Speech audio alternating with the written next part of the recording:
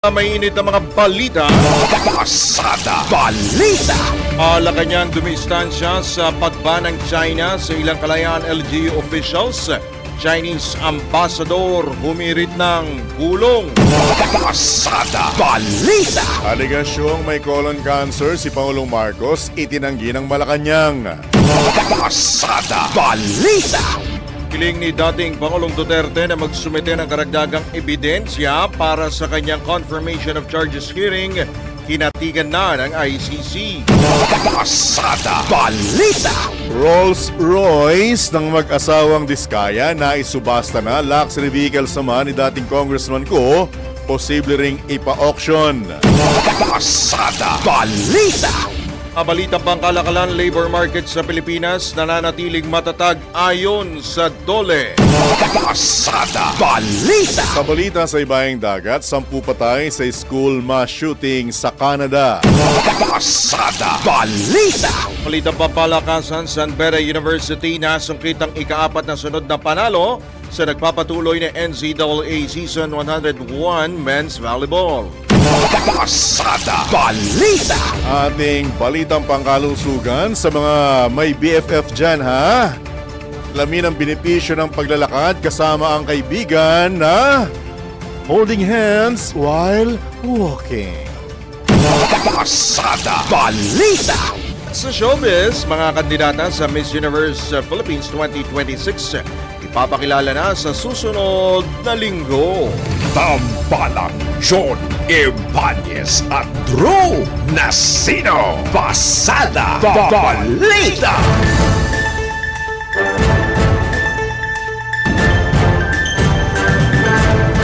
Magandang morning Luzon, Visayas, Mindanao, Mega Manila, sa buong bansa, sa buong mundo. Ngayon pong araw na ito ng Huwebes na, 12 sa buwan ng Pebrero taon 2026. Kayo pa rin po'y nakatutok, nakikinig, nanonood sa pamagitan ng impila may totong lakas DWIC 882, Aliw Channel 23 at sa ating pong social media via DWIC 882 sa Facebook at sa YouTube yung ating pong live streaming.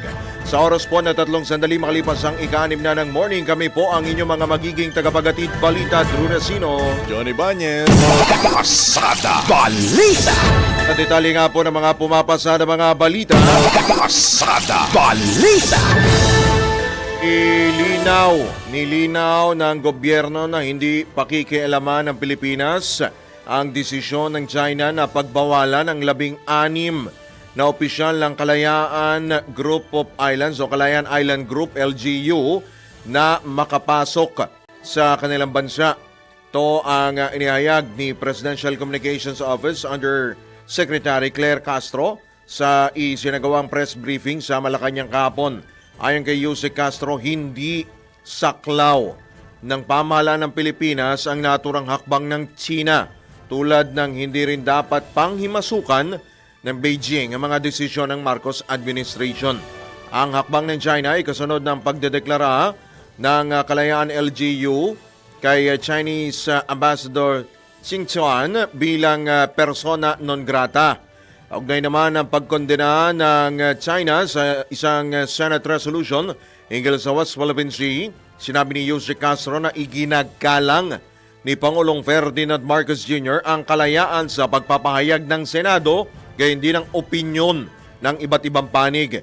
Iginiit din ng Malacanang na nananatiling firm but diplomatic ang posisyon ng Pilipinas sa relasyon nito sa China.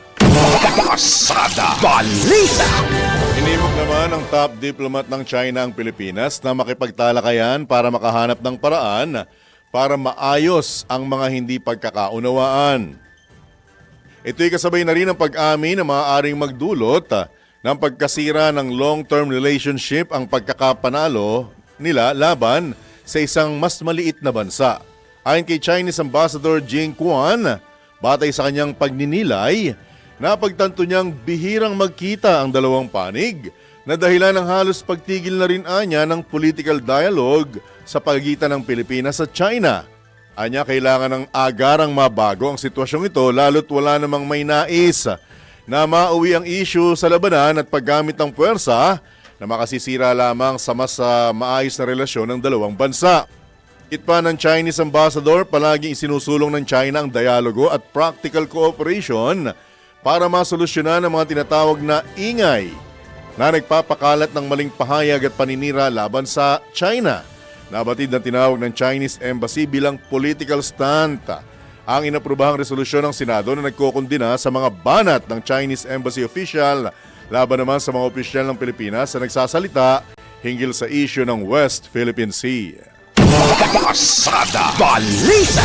Naniniwala naman ang Department of Foreign Affairs na ang pagbabawal ng China sa pagpasok ng mga opisyal ng Kalayaan Palawan ay hindi nakatutulong upang mapalakas ang maganda at masiglang relasyon sa pagitan ng Pilipinas at China. At tatandang pinagbawalan ng Beijing na pumasok sa kanilang bansa ang 16 na LGU official ng Kalayaan.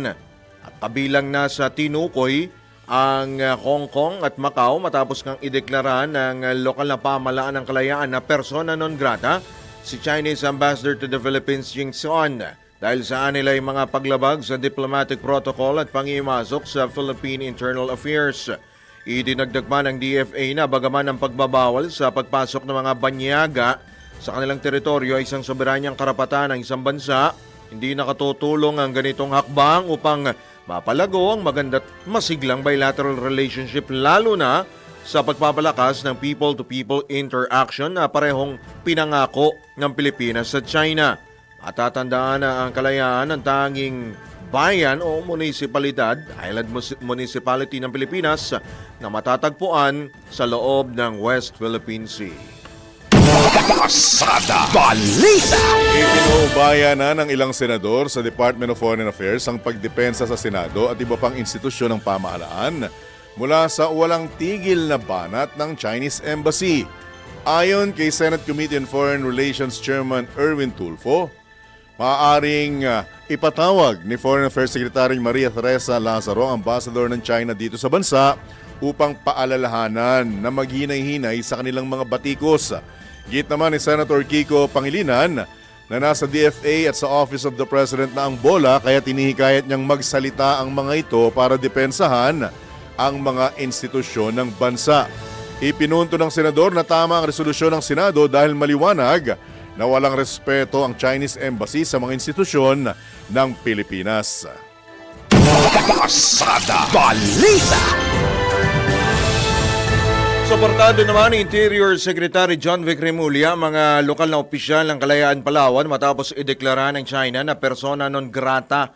Ang mga ito, ayon kay Secretary Remulla, ang Kalayaan Group of Islands ay bahagi ng territorial water ng Pilipinas na matagal nang may naninirahan. Sa katunayan, anya, may sarili na itong local government unit at binabalak niya rin anyang bisitahin ang naturang lugar upang palakasin ang ating sovereign claim. Abatid na pinagbabawal ang mga lokal na opisyal ng Kalayaan na pumunta ng China, maging sa Hong Kong at Macau, matapos ideklara rin ng Chinese Ambassador, si Chinese Ambassador Jing Xuan, na persona non grata sa Kalayaan, sa gitna na rin ng palitan na bangayan sa pagitan ng mga opisyal ng Pilipinas at China kaugnay sa West Philippine Sea. Kabilang sa mga opisyal ng Kalayaan na ibinan sa China, Hong Kong at Macau ay sina Mayor Belsar Alindongan, Vice Mayor Maurice Philip Alexis Albadia, Councilors Nonelon Balbontin, Noni Cruz, Hubert Yavan at Roberto Asiado.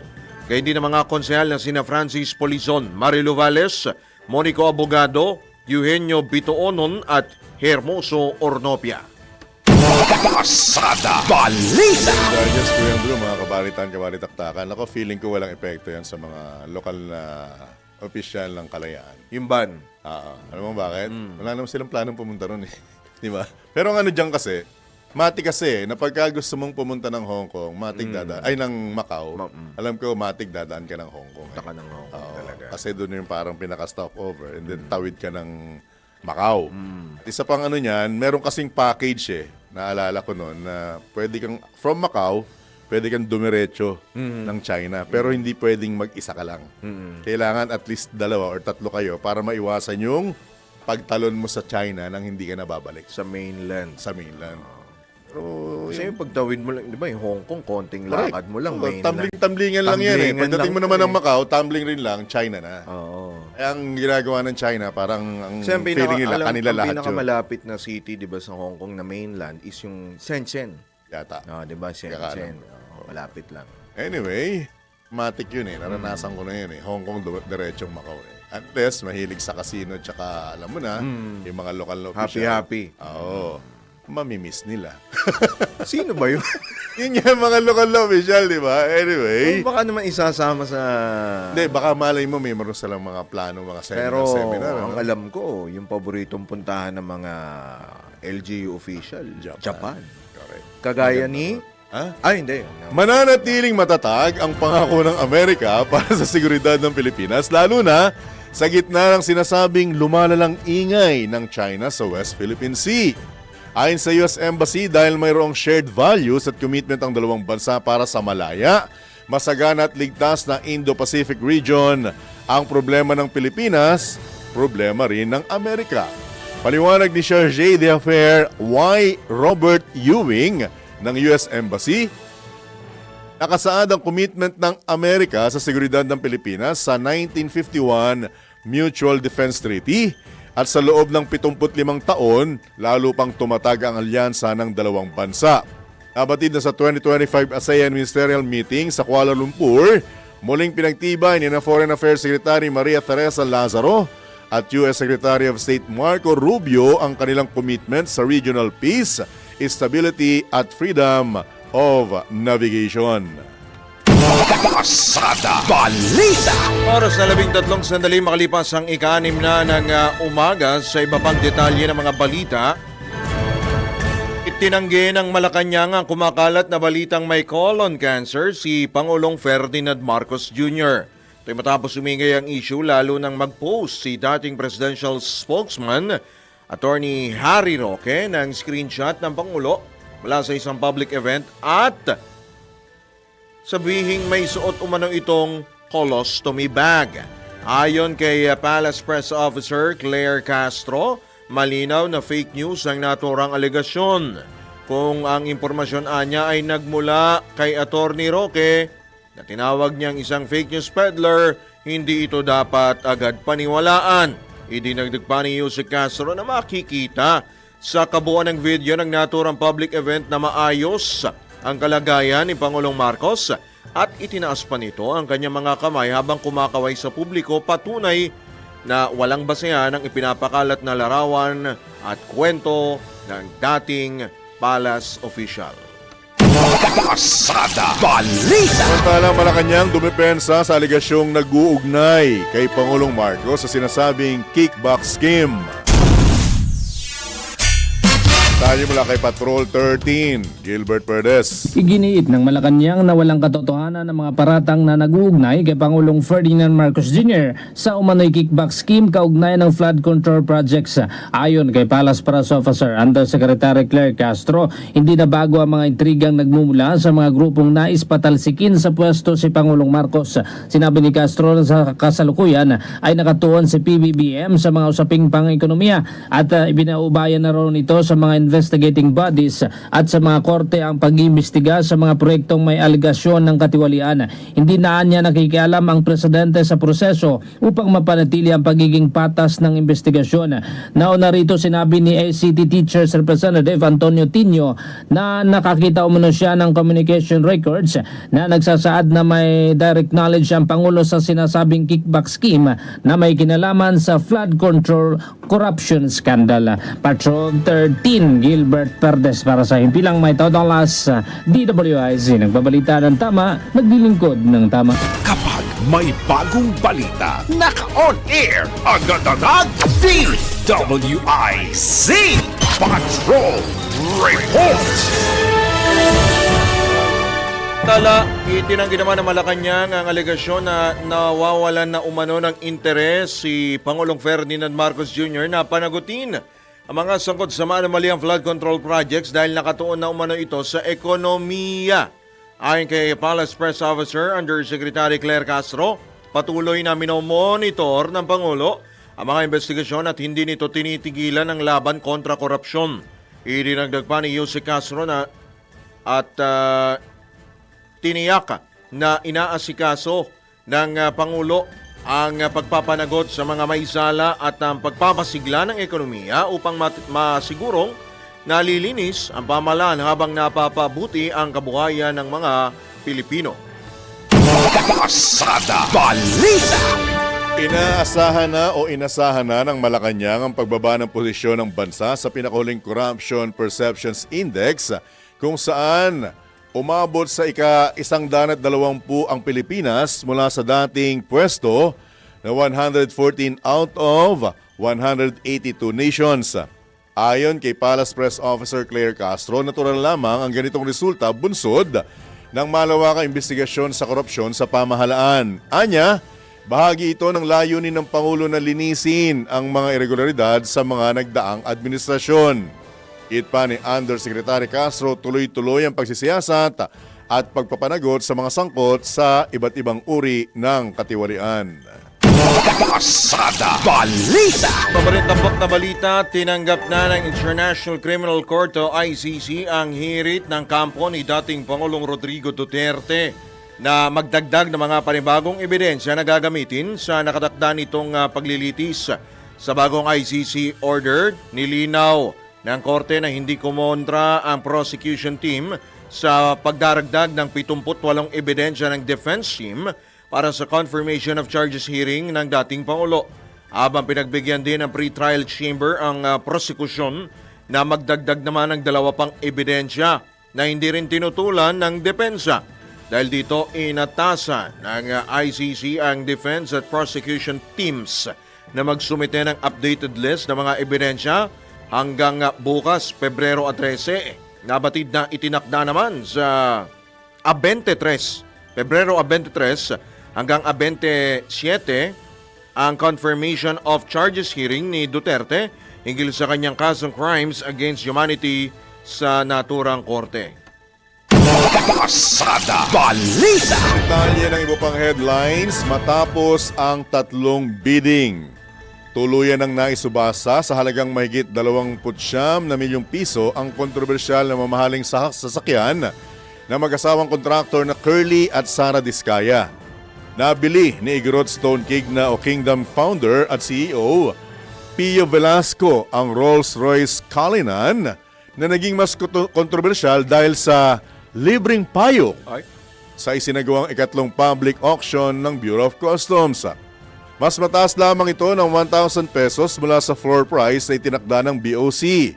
Ayon kay Velasco, makasaysayan ang naturang mamahaling sasakyan hindi lamang dahil sa naturang payong, kundi ito ang dahilan kung bakit nabunyag ang anyay garapalang korupsyon sa bansa kaugnay ng maanumalyang flood control project. Nag-iisipan pa rin naman ni Velasco kung di-display ang nasabing Rolls-Royce sa kanyang theme park sa lungsod ng Baguio. Pasada Balita.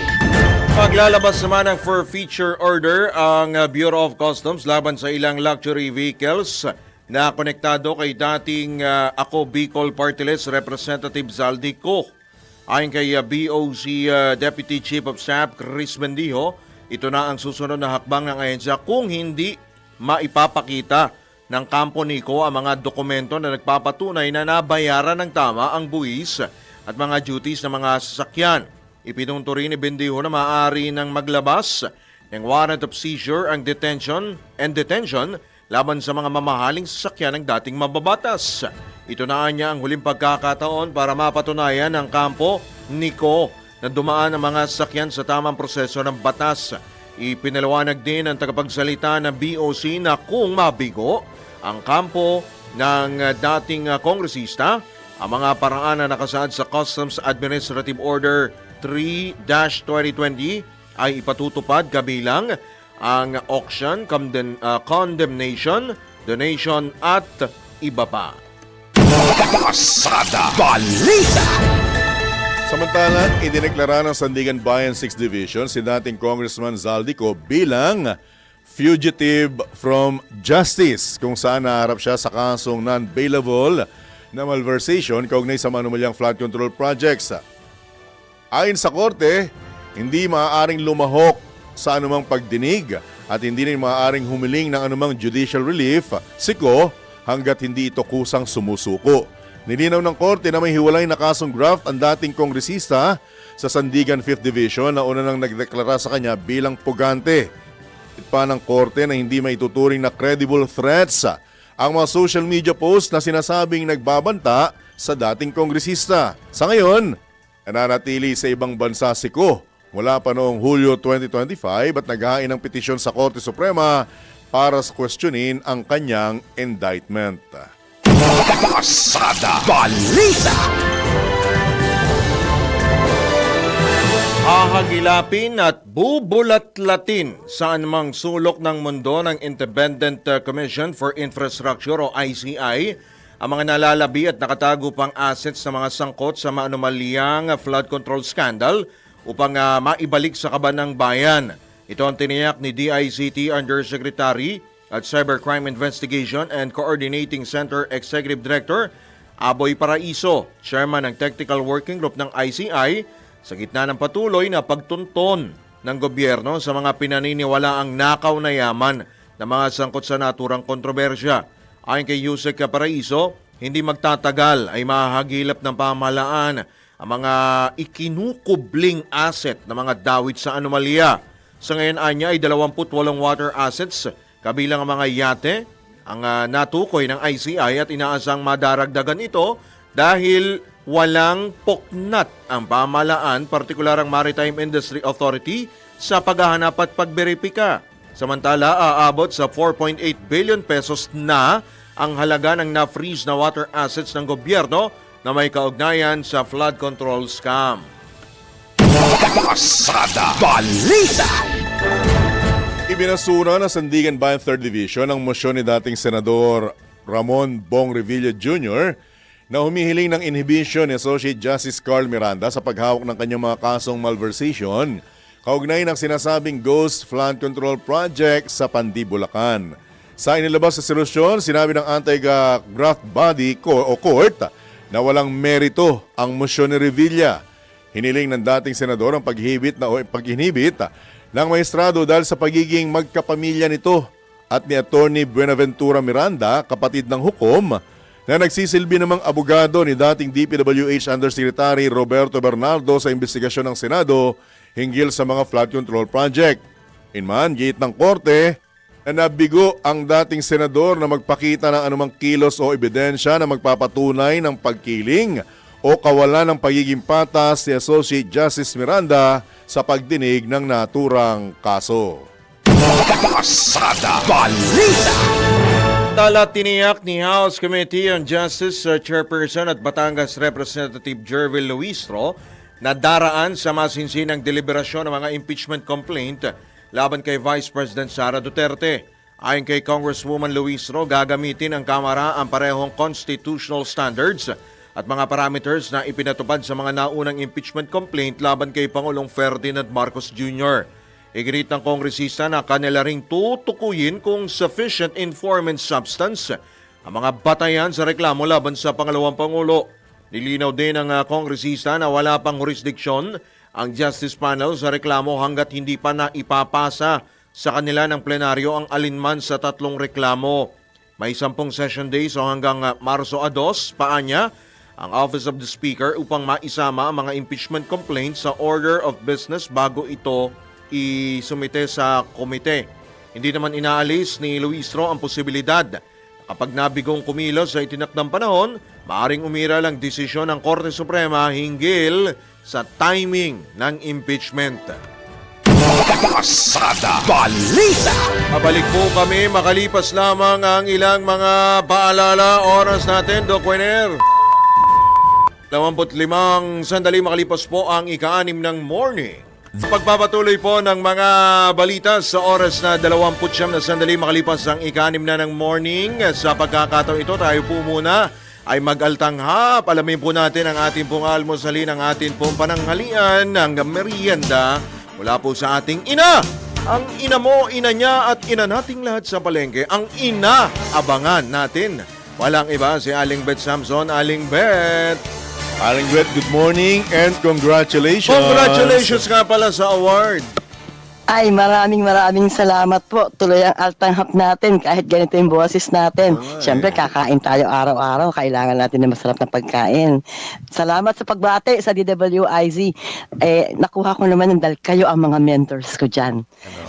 Yan. Dapat Sa inyo ko kasama aral ka. Natural. Pamagat na Kay John award. tsaka kay Dapat Drew. kasama din Kay kami Ma'am sa- Juday. Kay Daryl. Lahat sa inyo dyan. Maraming salamat Sir Dennis. Ayan, maraming salamat sa inyong lahat dyan. At congratulations din kay Danny Cruz. Ay, Ayan. nanalo rin ba? Anong award? Best Yeah, Actor? pareho po kaming nabiyayaan ng swerteng award. Best Apat Actor lang and Best po kami. Actress Award. Apat lang po kami na napili po sa Alright, area po. Ayan. congratulations. Salamat po. Salamat din po sa inyo sa paggabay po sa amin. Ang amin pong almusal ay long silog. Ooh. Long silog. Opo, may nag-alok po kasi sa akin ng longganisang kalumpit. Napakasarap na longganisa. Ang 1/4 po niya na, opo, naibenta lang po sa akin ng 75 ang 1/4, 300 per kilo, 290 pag maramihan. Tapos, bukod sa sinangag, nagprito rin po ako ng 4 na itlog na 7 pesos ang isa, so 28. So, yung aking 1/4 na longganisa at saka yung aking 4 na itlog ay 103 pesos lang yan. Ngayon, Huwebes ngayon, bukas na tayo maggugulay. Ang aking tanghalian, syempre yung bigas ko ay 45 pesos na. So, ang aking uulamin ngayon ay kinamatisang manok. Ayan.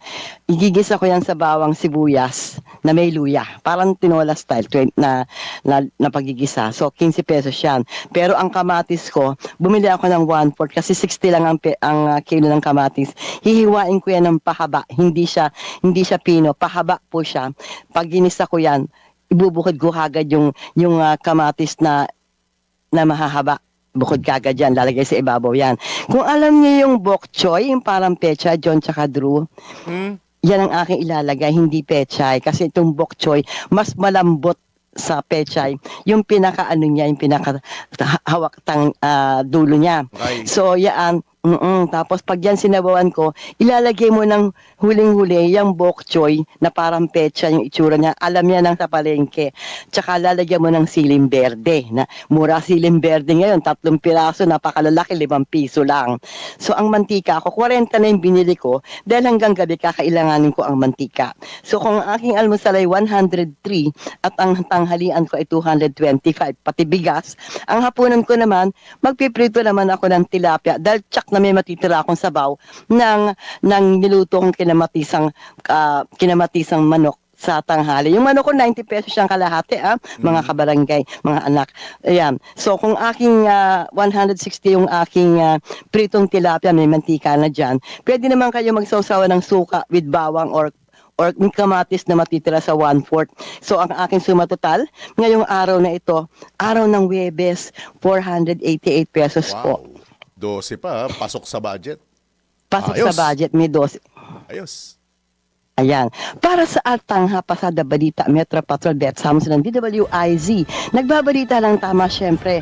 Huwebes pa rin. Hanggang bukas, magbabudget pa rin tayo ng tama. Back to you guys. Ingat. Ingat, Aling Bet! Pasada Balita. At sa pagkakataon pong ito, mga kabalitaan, kabalitaktakan, balik tayo sa mainit na talakayan dahil pag-uusapan natin yung may kaugnayan pa rin sa tumitinding ingay, ika nga. Tinanggap ba niya yung hamon na debate? Ang alam ko si Justice Carpio, Carpio, dating Supreme Court of Justice. itatanong natin sa maritime law expert na isa rin sa hinamon kung tinanggap ba niya o tatanggapin ba niya ang hamong debate. Nasa kabilang linya po, si Dr. J. Batombakal, isa po sa mga maritime law expert dito sa bansa. Dr. Batombakal, good morning po. Johnny Banyes, Drew Nasino. Live na po tayo sa DWIC Channel 23. Doc? Hi, good po, morning, Tony Johnny, at Batumbakal. lahat po ng nakikinig. Magandang umaga po sa inyong lahat. Salamat po Apo. sa inyong pagpapaunlak. Alright. Ang tanong, Doc, tinanggap mo po ba? Laban ba o bawi ang hamong debate? Doc? Well, ang labo naman po kasi yung sinasabi niya, debate, pero wala namang topic. So parang ang immediate na sagot ko doon is yung kung ang pag-uusapan ay yung soberanya, karapatan at pari ng Pilipinas, lalo na dito sa West Philippine Sea at sa ating mga karagatan, hindi po yan a matter of debate. Dapat alam niya yan bilang senador. No? Right. Kasi sumumpa siya sa isang oath, no? May sumpa siya na idepensa ang konstitusyon ng Pilipinas at ang lahat ng mga batas nito, no? Kasama diyan, siyempre, inherently yung batas natin tungkol sa ating mga teritoryo at mga karagatan. Hindi po 'yan up for debate, no? Nilalabag po niya yung kanyang sumpa kung ididebate niya 'yan, no? Kaya hindi po ako tumatanggap ng ganong klaseng hamon na una nga ang labo, tapos base dun sa mga previous statement niya, parang yun pa. Kung ano pa yung hindi dapat dinidebate, yun ang gusto niyang idebate in public. Anong basa nyo dito, Dr. Batumbakal? Ito ba isang bagay lamang na, sabi nga nila, political stunt? Minsan na sabi nila, panglihis sa anumang mga issue. Anong dating sa inyo nito, Dr. Batumbakal? Considering na isang abogado, itong senador na ito. Opo. Tapos, Opo. May napuputol po kayo, attorney. ating teritoryo. Opo. Doc? Opo, sige. Doc, nawawala po kayo. Tawagan po namin kayo ulit, Doc, kasi sayang yung pinag-uusapan natin kung di na maintindihan. Balikan po namin kayo, ha, Doc? In a few moments po, balikan natin si Dr. Batumbakal. Malinaw yun, ha? So, hindi pala isang niya bagay na hindi niya- dapat pagdebatihan hindi yung niya tinanggap. issue ng Siguro si Dr. pagmamayari. Batumbakal. Ha? Nasa... Hindi, baka kasi yung linya nung ano niya. Okay, sige. Hindi Kala ko kasi naman- landline. Ay, hindi landline. Hindi cellphone eh. Hindi Magamit niya. Ano ba? Landline, cellphone? Ha? Medyo maano yung magulo yung... Wala naman siguro sa dagat si Dr. Batumbakal. Di ba? Baka yumayaot eh. Kaya nga eh. Anyway. Marami tayong itatanong. So, malinaw. Hindi niya tinanggap dahil wala naman dapat daw pagdebatehan. Correct. So, yung mga ganong bagay, sasabi nga ni Dr. Batumbakal, hindi na nga dapat, kumbaga, Dapat alam niya. alam niya na dapat, siya na mismo ang Senador Marcoleta, siya ang mambabatas. Correct. At abogado siya. Abogado rin siya. At kasama sa sinumpaan niyang tungkulin ang ipagtanggol ang saligang batas at ang sinasaad nito, sabi nga nila. Bago maging senador yan, di ba? Naging congressman din yan. Kinatawan, di ba? Oo. At syempre, hindi natin pwedeng alisin yung pagiging abogado niya. Oo. So, ang question doon is, alam ba talaga ni Senator Marcoleta Marcoleta yung kanyang sinasabi? Or anong pinaka-purpose? Si Diba? Justice dating Supreme Court Tinanggap, di ba? Justice Carpio tinanggap. So ready kumasa siya. Weekend ba? Weekend bang ano? Yan. Sige, balikan Sige. na po natin si Dr. J. Batumbakal. Dr. Batumbakal? Yes, apo. So, pasensya na po na tayo po inasasakyan ng umaga. Oh. Alright. So yung sinasabi ko nga, hindi po matter for debate ang topic ng ating territory, rights of sovereignty. Dapat alam niya yon bilang senador. Sumumpa siya sa isang oath na idepensa ang konstitusyon at itutupad ang lahat ng batas ng Pilipinas. Kasama na doon ang lahat ng ating batas tungkol nga di na territory at maritime jurisdictions. So hindi po natin tinanggap na yun ay pag-usapan or pagdebatihan rather. Hindi yun dapat dinidebate. Po. Doc, pasensya na, pero anong basa nyo bilang motibo ng ganitong hamon ng isang abogado na isang dating kongresista at ngayon senador na dapat alam ang batas? Well, yun nga, ang parang grandstanding yan, no? Para sa akin, kasi nga, lalo na kung sensitibo at mahalagang issue gaya ng mga pinagagawang teritoryo dyan at yung pag-aangkin ng kabila, no, sa ating karagatan, hindi yan dapat pinag-uusapan ng parang nasa palengke, no? At ang mga polisiya mo ay lalo na yung mga maaring mga sensitibo at sikreto ay gusto mong isiwalat, no? Hindi po dapat yan. Kaya para sa akin, grandstanding yan. At pangalawa, nakakatulong lang kasi yan sa kabila eh, no? Dahil openly, publicly, pinagdududa mo ang ating mga taong bayan tungkol sa basihan ng ating teritoryo at jurisdictions sa karagatan, no? So hindi po nakakabuti 'yon, no? Kaya hindi ko talaga makita rin kung anong mabuti ang gagawin niyan, lalo na wala naman, hindi naman to matter of legislative inquiry, walang relasyon to doon sa tungkulin niya bilang senador, no? Hindi dapat kung seryoso siya, hindi dapat meron siyang sinulong na resolution o kaya meron siyang proposal na batas, tapos nagkakaroon ng mga public hearing o kaya yung mga sensitibong bagay, ini-executive session, yung mga hindi niya alam, dapat pagtatanong niya muna, hindi yung openly sa publiko ilalabas niya na wala siyang alam o hindi niya alam ito, itatanong niya sa publiko. Hindi po tama yun, hindi po yan ang tungkulin ng isang legislator. Po. Dr. Batombakal, eto, batid namin nakarating na marahil sa inyo po itong apela po ni Senate President Pro Tempore Panfilo Lacson na yun na nga, wag nang patulan itong hamon na debate ni Senador Marcoleta. Kumbaga, ano muna, tone down muna. Ito daw po ay para, kumbaga, maiwasan na makompromiso rin po yung karapatan ng mga residente doon sa Kalayaan Island Group. Ano pong take nyo rito? Tama po si Senator Lacson, no?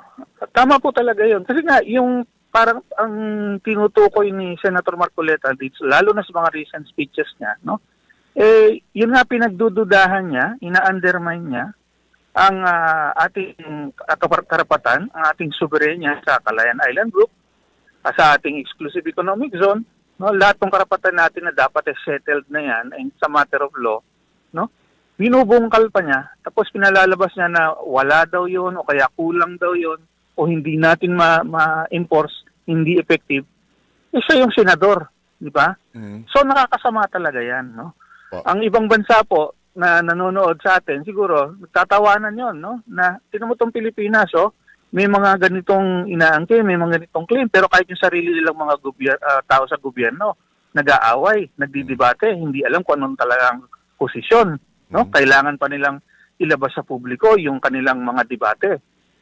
Kung hindi sila sigurado kung kanila yan, siguradong sa amin na yan dahil kami, wala kaming duda. Yun eh. Kaya nakakasama. May binabanggit din, kagaya nga nung nakaraang Pangulo, na sinasabi isang piece of paper lang itong issue na ito, papaano nga makaka-apekto ito kung patuloy na pagdedebatihan o patuloy na may mga mambabatas tayo, Dr. Batombakal, na tila baga tinitingnan pa kung talagang atin nga ba o hanggang saan ang atin sa mga pinagtatalunan Gaano po kalaki rin ang teritoryo. impact po nito, Dr. J, sa atin po talagang claim? Para bagang, kasi parang lumalabas na yung kailan ba 2016 na arbitral ruling, parang nalalagay sa balag pa ng alanganin eh. Opo, totoo po yun. Kasi nga, imagine niyo, kunwari, no? Ordinaryong kaso, no? Sabi ng korte, sa iyo yung bahay mo.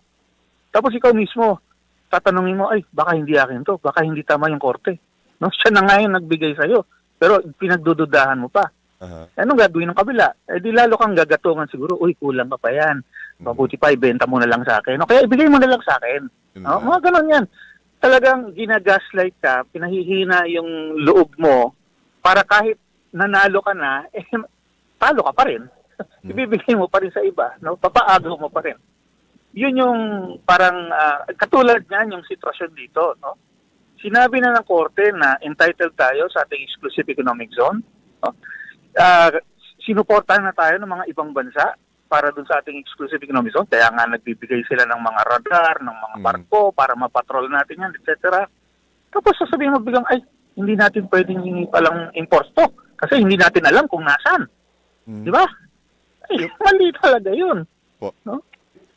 Batombakal, yun din po ang ilan sa mga katanungan ng mga, syempre kagaya na ako personally, hindi ko alam kung paano sinusukat o paano malalaman kung hanggang saan yung teritoryo. Paano ba talaga nade-determine yan, Dr. Batombakal, in layman's term? Simple lang naman sa karagatan eh. No? Dahil sa karagatan, pag nasa gitna ka ng karagatan, wala kang makita kundi tubig. Wala kang reference point, di mo malaman, no? So, ang paraan lamang ay alamin mo kung gaano kakalayo dun sa baselines, no? O kaya sa baybayin. So, ang kailangan ng ordinaryong mapa at alamin mo yung kung nasa ng position mo sa dagat. Patagalan naman yung technology na yan. Kaya nga may mga marino, no? Since ancient times. So, sukatin mo kung nasan ka hanggang dun sa baselines.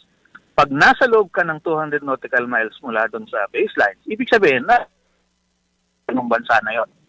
Ganun lang kasimple. Walang coordinate na kailangan dyan. No? At hindi nga kailangan yung coordinate na yan. No? Lahat po ng maritime zones, ganun, ini-measure mo lang, no? Sukatin mo lang mula sa baselines. Pagdating mo ng 12, ibig sabihin lahat ng nandun sa nadadaanan mo hanggang 12 nautical miles, lahat yan territorial sea mo. Dagdagan mo pa ng another 12, yan yung contiguous zone. And then up to 200 nautical miles, ayan yung exclusive economic zone. Basta sukatin mo lang. Ano, tama na yun. No? That is all that is required.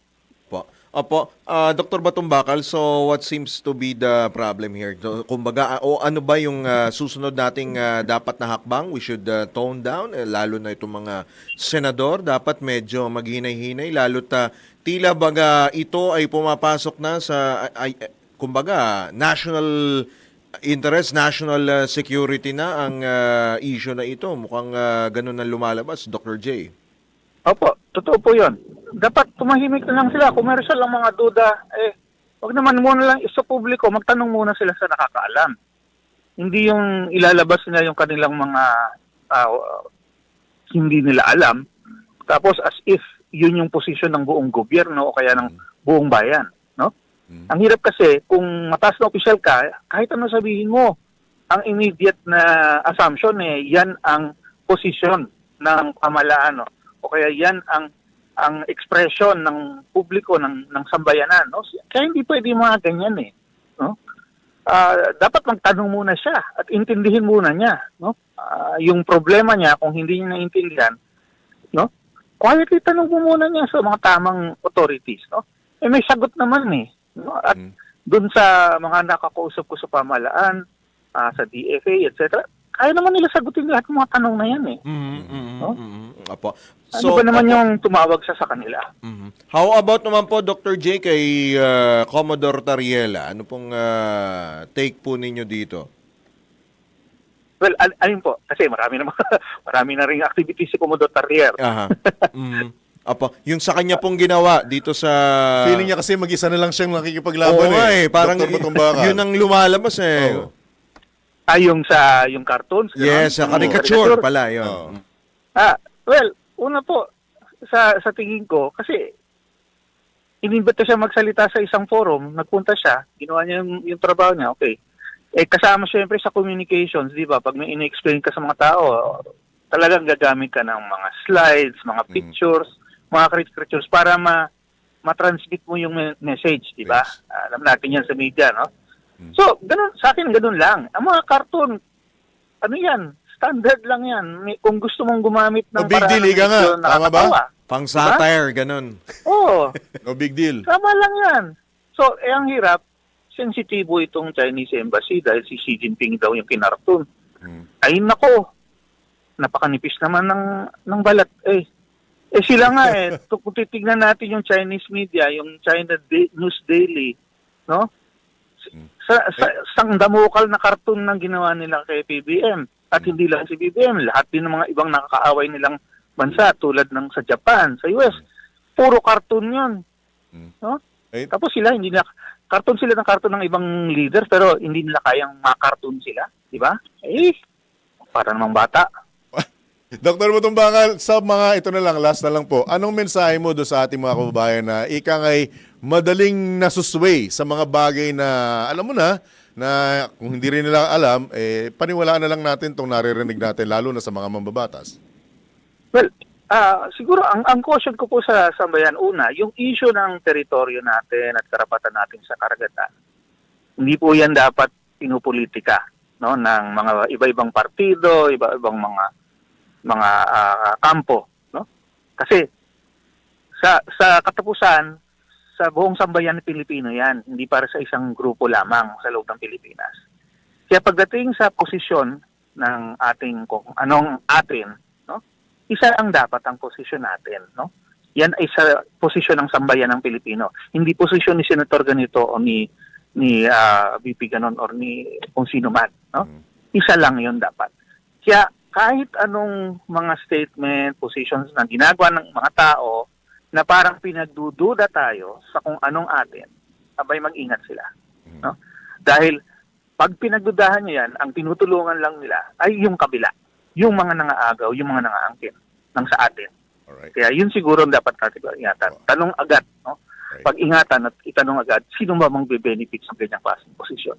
Alright. At Dr. Batong Bakal, as always, maraming salamat sa pagkakataon. Good morning po. Ingat, sir. Ingat po, Thank you, sir. Dr. Batumbakal. Salamat Welcome po at magandang umaga po sa lahat. God Alright. bless po. Yan. Yan po, mga Good luck po, si Dr. kabalitan-kabalitaktakan. Batumbakal. Oo, ang maritime law expert na si Dr. J. Batumbakal. Pasada Balita. Siya, sige, tayo po muna yung magbibigay daan muli sa ilang pong mga paalala oras. Doc Wener, 10 minuto na lamang po bago sumapit ang ganap na alas 7. Pasada. Pagkakataon ito, tumanggap pa tayo ng ilang pang mga reports. 17 Metro Mayors pinulong ni Executive Secretary Recto kaugnay sa implementasyon ng Local Government Support Fund. Ang pag-uulat nagbabalik si Patrol 13 Gilbert Perdes. Pinulong ni Executive Secretary Ralph Recto ang nasa 17 alkalde sa Metro Manila upang tiyakin ang maayos na paggamit ng pondo para sa mga lokal na pamahalaan. Sa nabanggit na pulong, tinalakay ang pagpapatupad ng Local Government Support Fund o yung LGSF na may pinakamalaking alokasyon sa kasaysayan para sa mga LGU. Inilatag din ang mga prioridad ng pambansa at lokal na pamahalaan upang masigurong tumutugon ang mga proyekto sa aktual na pangailangan ng bawat lungsod o bayan. Kabilang sa mga unahin ang mga infrastruktura at mga serbisyong panlipunan na may agarang pakinabang sa komunidad. Ayon naman kay Recto, pinapakita nito ang layunin ni Pangulong Ferdinand Marcos Jr. na may hatid ang benepisyo ng pag-unlad hanggang sa bawat barangay, bayan at mga lungsod. Patrol 13 Gilbert Perdes para sa Himpilang May Totonglas, DWIZ, nagbabalita ng tama, naglilingkod ng tama. Pasada Balita. Punta na public consultation kaugnay sa mga panukala na anti-political dynasty aarangkada ngayong araw. Detalye mula kay Patrol 30, Jelly Mendez. Aarangkada na ngayong araw ang public consultations ng House Committee on Suffrage and Electoral Reforms kaugnay sa mga panukala na anti-political dynasty. Isasagawa ang unang public consultation sa Carmona, Cavite, kung saan ay inaasahang dadalo ang mga miyembro ng komite, mga may akda ng panukala at mga kongresista mula sa Cavite at Laguna. Inimbitahan rin na makiisa ang mga lokal na pamahalaan mula sa iba't ibang bayan ng Cavite at Laguna, maging ang iba pang stakeholders. Layon ng hakbang na matiyak ang mas malawak na konsultasyon sa ilalim ng LIDAC priority measures ng administrasyon ni Pangulong Ferdinand Marcos Jr. Nabatid na umabot sa mahigit 20 anti-political dynasty bills ang inihain sa Kamara ngayong 20th Congress at kabilang na dito ang iniakda ni na House Speaker Faustino D. III at House Majority Leader Sandro Marcos. Inaasahan naman na magiging epektibo ang konsultasyon sa pagpasa ng naturang mga panukala. Ito si Patrol 30. Jelly Mendez nag-uulat para sa Himpilang May Todong Lakas sa DWIZ. Nagbabalita ng tama, naglilingkod ng tama. Pasada Balita. Iba pa nga balita, importasyon ng manok dapat itigil na. Ang detalye naman mula kay Patrol 19, Zelly Ortega Bueno. Dapat na itigil ang pagmamanipula ng datos hinggil sa manoy kakulangan ng supply ng manok sa bansa at ang pagmamadaling itulak ang importasyon bilang solusyon ng gobyerno. Ito naging panawagan ni Senator Amy Marcos. Ayon sa senadora, mismong datos ng Department of Agriculture ang nagsasabing sapat ang supply ng manok na tatagal hanggang 8 buwan. Kaya giit ng senadora, huwag traidorin ang mga poultry farmer, gasgas na anya ang artificial shortage ng manok. Sana anya ipanalo ang manok ng Pilipinas, itigil ang pag-import dahil baka pati pang tinola ay imported na rin. Matatandaang si Senator Marcos may akda ng Anti-Agricultural Sabotage Act o ang RA number 12022 na naglalayong parusahan at ipakulong ang mga kriminal na gumagawa ng pekeng kakulangan sa supply upang bigyang katwiran ang importasyon nito. Ito sa Patrol 19, Sally Ortega Bueno para sa Himpilang May Todong Lakas sa DWIC. Nagbabalita ng tama, naglilingkod ng tama. Pasada Balita. Sa special election para sa pagka-kongresista sa Antipolo, inaasahang magiging payapa. Tayo mula kay Patrol 24, June Samson. Tiwala ang Komisyon ng Elections na hindi magiging mainit ang kampanya para sa special election sa ikalawang distrito ng Antipolo sa susunod na buwan, pero inaasahan na magiging masigasig ang mga kandidato.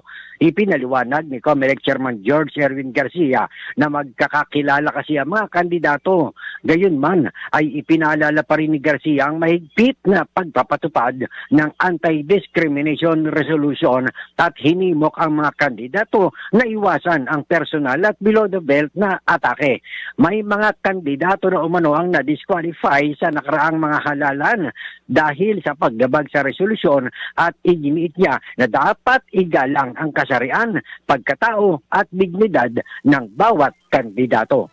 Patrol 24, June Luzon. Para sa Impilang May Todong Lakas, DWIZ, nagbabalita ng tama, naglilingkod ng tama. Pasada Balita. Tabay lamang po para po sa munting paalala mula po sa ating ama ng impilan, ang chairman po ng Aliw Broadcasting Corporation na si Boss D. Edgar A. Cabang. Hiling ni dating Pangulong Duterte na magsumite ng karagdagang ebidensya para sa kanyang confirmation of charges hearing, kinatigan na ng ICC. Pasada Balita. Rolls-Royce na may payong ng mag-asawang Diskaya na isubasta na luxury vehicle sama ni dating Congressman Ko, posible ring ipa-auction. Pasada Balita. Sa balitang pangkalakalan, labor market sa Pilipinas nananatiling matatag ayon sa DOLE. Pasada Balita. Sa balita sa ibayang dagat, 10 katao patay sa school mass shooting sa Canada. Pasada Balita. Balitang papalakasan, San Beda University nasungkit ang ika-4 na sunod na panalo sa nagpapatuloy na NCAA Season 101 Men's Volleyball. Pasada Balita. Sa balitang pangkalusugan, benepisyo ng holding hands while walking kasama ang BFF, ating alamin. Pasada Balita. Sa showbiz, mga kandidata sa Miss Universe Philippines 2026 papakilala na sa susunod na linggo. Tambalang John Ibanez at Drew Nasino. Pasada Balita.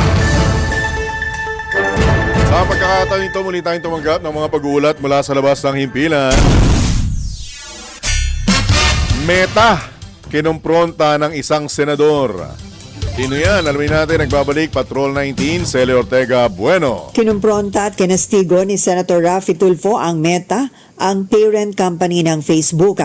Ito dahil sa kabiguan na agarang i-take down o tanggalin ang deepfake post laban kay Pangulong Bongbong Marcos Jr. at ang iba pang fake news sa kanilang platform. Sa pagdinig ng Senate Committee on Public Information and Mass Media, sinita ni Senator Tulfo ang Meta dahil sa mga deepfake post na ang target ay ang Pangulo, kung saan ay nag-circulate na ito sa social media matapos na maipost noong February 2. Git ni Senator Tulfo, bakit hindi agad tinake down ang naturang post, gayong batid ng lahat na isa itong kasinungalingan kung saan ay binabastos ang Pangulo.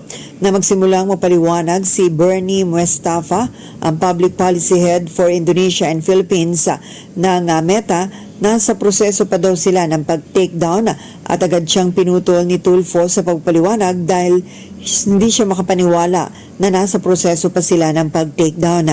Napamura si Tulfo at sinabi na dapat agaran nilang tinanggal ang naturang post.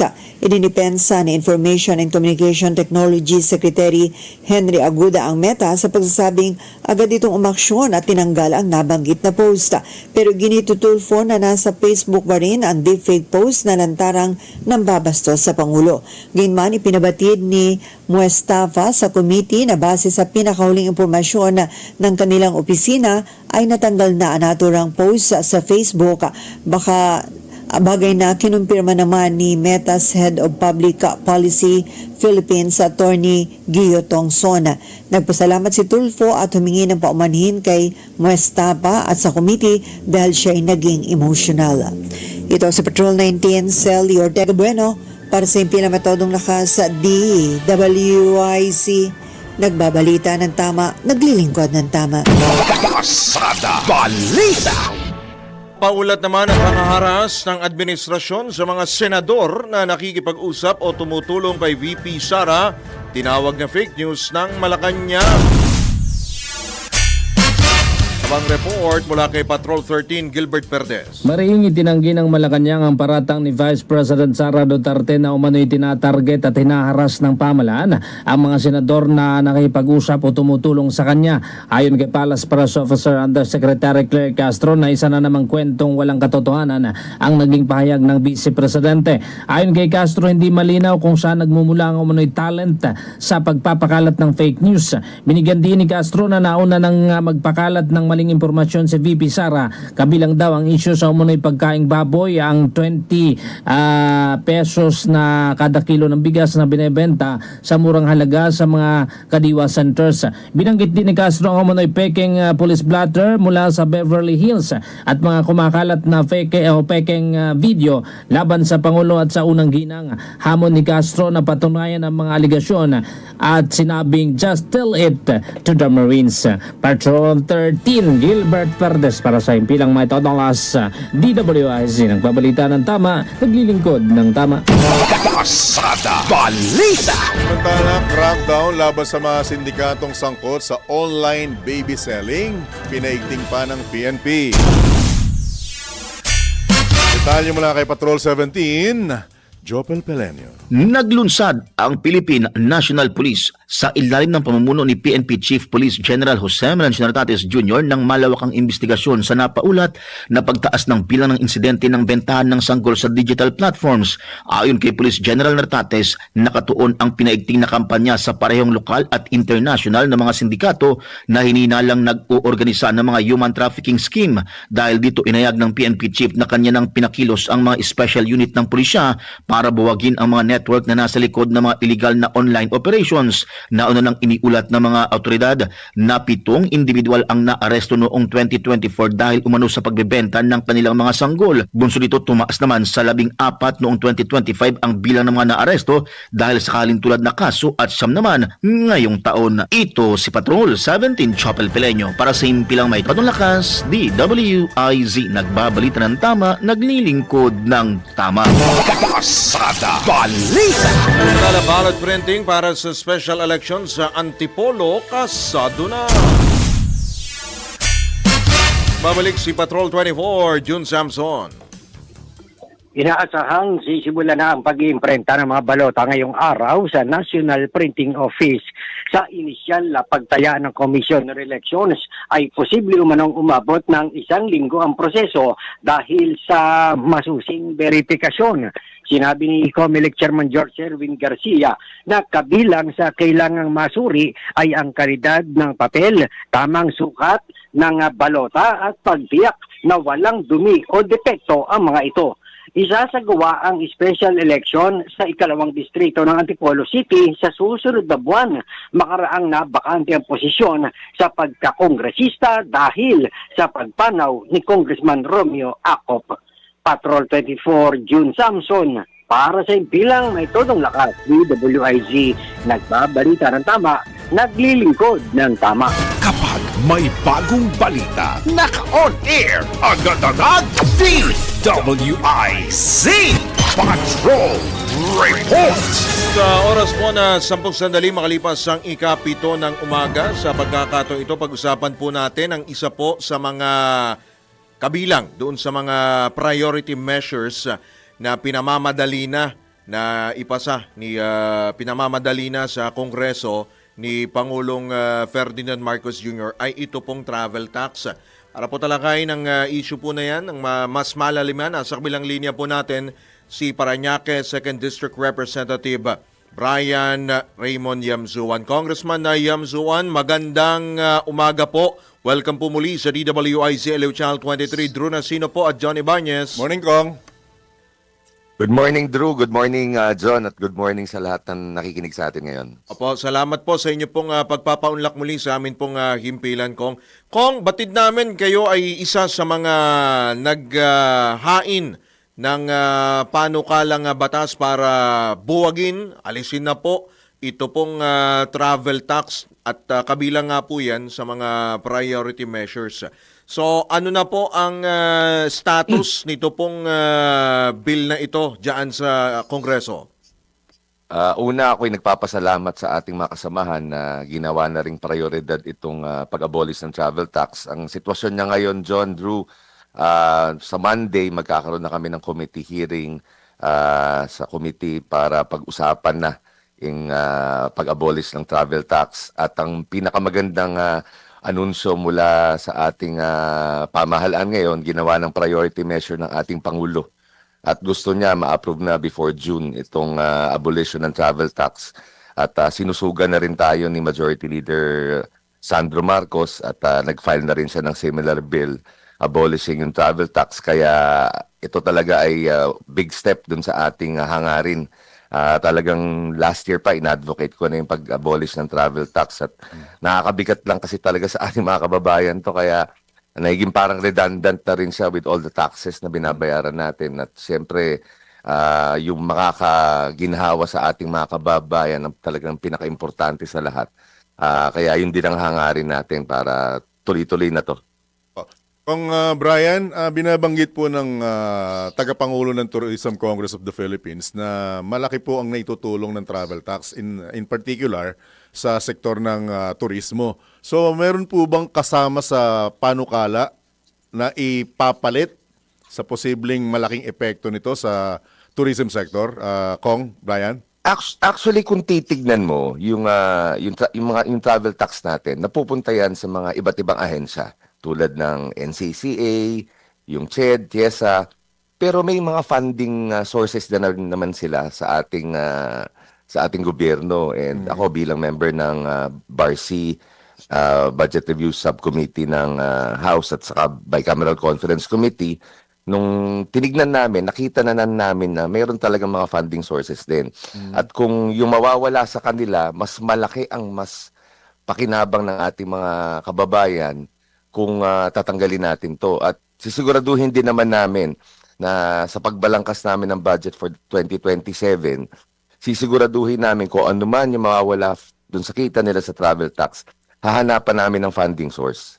Para nang sa ganon, walang maapektuhan sa mga programa at proyekto na nakalaan para sa turismo, edukasyon, at syempre yung pagpapalawig pa ng ating mga infrastructure projects for tourism. Sisiguraduhin natin na magkakaroon sila ng alternative sources para hindi maantala yung mga proyekto. Ang sa atin naman kasi, i-unease muna natin yung burden. Doon muna tayo sa low-hanging fruit na talagang burden sa ating mga kababayan, lalo na yung mga nagta-travel on a budget, di ba?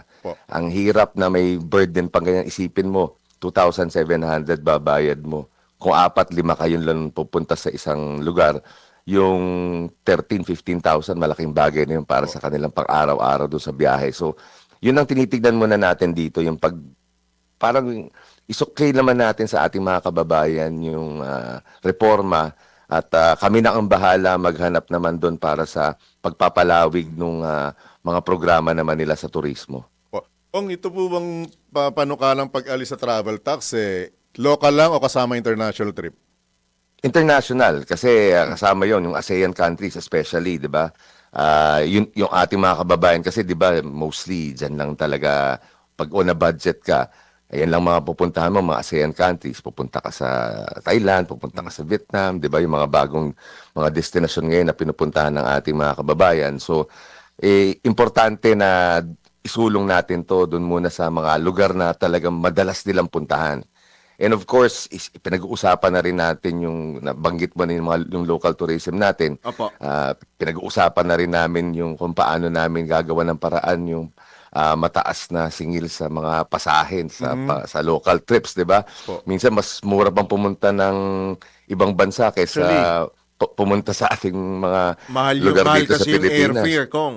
Yes, exactly. So, pangalawa na rin yan sa aming ididiskusyon sa komite. So, unti-unti lang, John Drew. Ang importante, maresolbahan muna natin to kasi ang tinitignan namin dito yung economic impact din sa atin, di ba? Kung paano, kung mas makakatulong ba. At nakita namin based on studies na ginawa namin na malaki ang maitutulong nito to encourage yung international travel din sa ating mga kababayan at yung benepisyo niya outweighs yung alinlangan ng iba.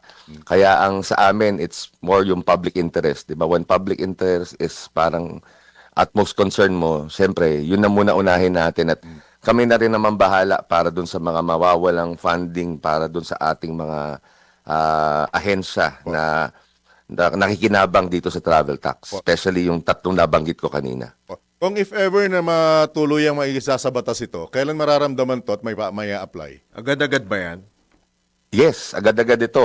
Once the President signs it, kasi nasa priority measures Nasa LEDAC priority measures ang pag-abolish itong travel tax. So, ang gusto ng Pangulo, ang guidelines niya sa amin is at least bago matapos ang aming first regular session nitong 20th Congress, matapos na ho namin yung discussion at makausap na rin. At meron na rin naman kaming similar measures na nag-file sa Senate. Si Senator Alan Peter Cayetano, Senator Erwin Tulfo at Senator Joel naman nag-file na ng similar measures. So, ang sa amin, mas madali pag ganon kasi iano na lang namin, i-jive na lang namin yung mga version ng bawat kongreso para at least magawa na namin na mabilis para after ma-approve sa plenary, mag-bycam na kagad kami para nang sa ganon ma-resolvehan kagad natin. Kung curious lang ako, may record ba kayo kasi di ba TIESA ang tama ba? TIESA ang kumokolekta niyan, yung travel. Bali, tatlong ahensya. Tatlo. NCCA, yung National Commission on Culture and Arts, ang ating CHED, and ating CHESA. Kung titignan mo, ito, bigyan lang kayo ng example, di ba? Opo. Like for example, dun sa CHED, nakakakuha sila ng 40% allocation in support of yung mga tourism-related educational programs. Kung titignan mo, Drew John, meron na tayong maraming programa on scholarships. Okay. Meron kaming budget on tertiary education subsidy. May tunong-dunong program. 'Di ba? May mga programa na tayo on educational subsidies. Kung titignan mo, parang, okay, tourism-related, educational programs, gawa tayo. Kung may scholarship na, yun na rin naman ang kinukuha nung binigyan natin ng benepisyo. So, nagiging redundant na. So, sa atin, kung makakaisa burden ng tao yun, sa ating mga kababayan, why not, di ba? Tapos, yung 10% na pupunta sa NCCA, ina-allocate siya para sa National Endowment Fund, doon sa NEFCA, di ba? So, na nagsusupport doon sa ating mga cultural projects, Philippine Arts. Ang importante doon, kumbaga, kung 10% lang yun, makakakurot na kami doon sa ibang ahensya na ilalagay namin sa ating mga komite, di ba? Pagdating sa balangkasan ng budget. Doon naman yung 50% naman napupunta doon sa CHESA operations, di ba? Ito yung mga development ng historic, cultural, religious heritage sites natin, di ba? Ecotourism sites natin na minsan binibigyan na rin ng funding ng ating mga local LGUs, di ba? Kasi sila na rin nagde-develop ng mga tourism sites nila. May mga infrastructure project na binabagsak din ng DPWH to improve yung mga roads leading to a tourism site. So kung titignan mo, di ba, may konting redundancy na dun sa pag-allocate ng budget. Nagkakaroon ng double funding nga minsan. Yan yung mga, di ba, na ano sa atin. So basically, yun yung kailangan natin tignan. Sorry for the interruption. Magkano ba yung annual na nakokolekta natin sa travel tax at magkano yung, yun nga, posible ngang mawala just in case na i-abolish, maisabatas yung travel tax abolition? To date, ang nakikita is 5 billion annually ang nakokolekta natin from... depende kasi yan dun sa it varies depende sa mga labas ng tao na nagbabayad. Depende sa dami ng turistang dumating. Yes, depende sa dami ng turistang dumating. Kung malakas ang ating tourism, medyo nag-increase yan. Pag mababa din siya. So, it will, based naman yan doon sa mga trust receipts na nakukuha natin. Kasi, doon sa, iba pa to kumbaga, yung travel taxes, iba pa rin sa terminal fees So, isipin mo, may terminal fee nang binabayaran yung mga kababayan natin, may travel tax pa. Kaya patong-patong yan. Ang mga exempted lang naman dun sa ganitong klaseng bayarin yung ating mga OFWs. Pero basically, yung regular travelers, nagbabayad sila ng almost 3,000 to 4,000 pesos dun sa kanilang pagbiyahe. na mabigat pag pamilya ang kasama mo. Pero yung mga OFW natin, exempted ba sa travel tax? Yes, travel tax exempted sila sa kanilang pagbiyahe kasi yun na lang yung tulong natin bilang sila ang number one earner natin sa ating mga 'di ba? Sa ating bansa. Right? So, dun sa mga pagdinig ninyo, Kong Brian, syempre hindi natin may iwasan na may mga kumokontra. Paano nyo naman sila nahahagod or naaawitan na talagang kailangan ito at mismo ang Pangulo ang nagsabing prioridad ito? Ang sa atin, John, is yung term na shared responsibility.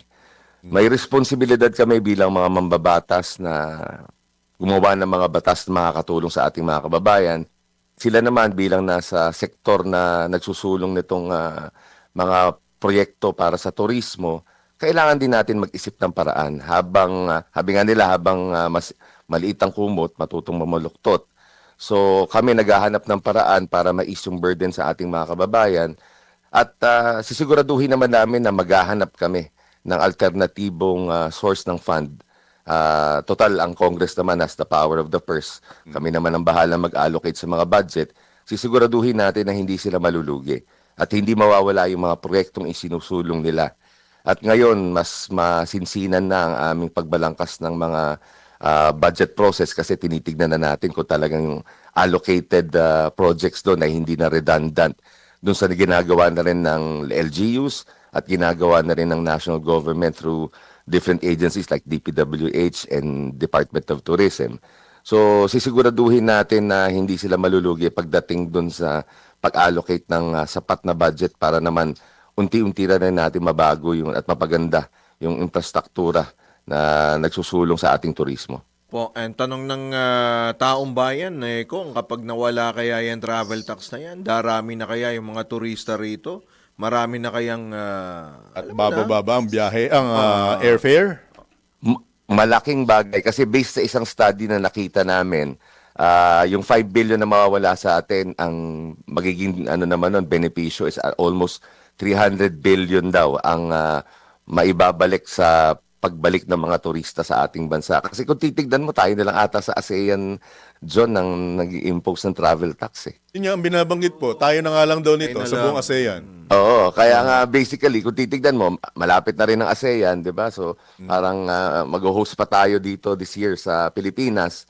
So, kung titignan natin, isa yan sa magandang topics na kailangan pag-usapan. At kung tayo, meron tayong ma-anunsyo na maganda sa ASEAN meeting na inabolish na rin natin travel tax so that yung mga foreigners na gustong pumunta mula sa ASEAN countries, masasabi na natin, we have just abolished yung ating travel tax. So you are, kumbaga, welcome to visit the Philippines again na without the financial burden, di ba?